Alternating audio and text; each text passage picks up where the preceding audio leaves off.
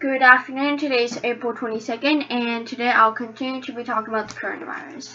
So the first piece of news that I like to talk about is that slaughterhouses of American slaughterhouses have become major hotspots for the coronavirus, but they're one of the most important links in the food chain. So there are only about 800 federally inspected slaughterhouses in the United States, which process billions of pounds of meat for food stores each year, and a relatively number of them account for the vast majority of production. So in the cattle industry, a little more than 50 plants are responsible for as much as 98% of slaughtering and processing in the United States. So basically, shutting down one plant can hog beef production across the country, crushes prices paid to farmers, and could eventually lead to months of meat shortages from simply one plant. And so what happens here is that during this pandemic,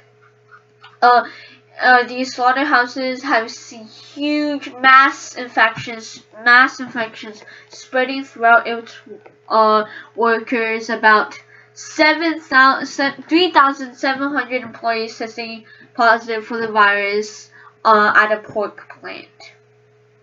And while the hospitalization rate is relatively low, this is still a very dangerous thing, as that the economy, society needs a lot of meat, and yet these plants are also spreading the coronavirus.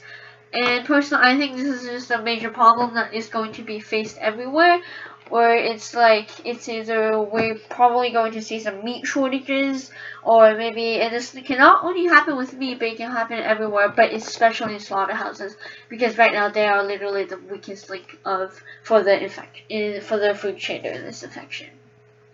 So the second thing that I'd like to talk about today is that a case of death in Clara County absolutely moves the timelines of the virus's arrival in the U.S. So the first COVID-19 death in the United States had previously been to be believed on February 26 in Seattle, one of the worst hit cities in the country.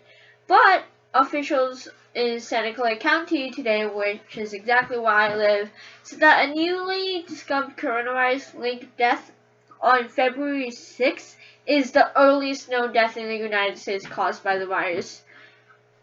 The death was of a 57-year-old woman who died at her home in Silicon Valley, and this announcement basically reset the entire timeline of the spread of the infection in the U.S. So because it has a 14 days of an incubation period, this means that this person who died could have been infected for at least probably have been infected for at least 3 weeks, and could be transmitting the infection to others in early January. The Santa Clara County officials also announced that a second death on February 17th was also a result of the coronavirus. So at that time, testing was limited by the CDC, and therefore I think these people are also believed to have died not because of traveling, but because of the result of community spread. That leads to a problem of who was she infected from? Where did she get the virus from? And that also leads to a series of other questions. But this year basically resets the timeline of the U.S.'s reaction to the virus, and kind of says how late we were in actually acting out and trying to fight this coronavirus. The third thing that I like to talk about today is that more states are opening up, with Montana's stay-at-home order will be lifted on Sunday. Some southern states are already opening, including South Carolina and Georgia. So in these southern states, certain businesses will be allowed to reopen as early as Friday, and also including Tennessee. The governor said the state stay-at-home order will expire April 30th, and the vast majority of businesses will be allowed to open again on May 1st. Sorry.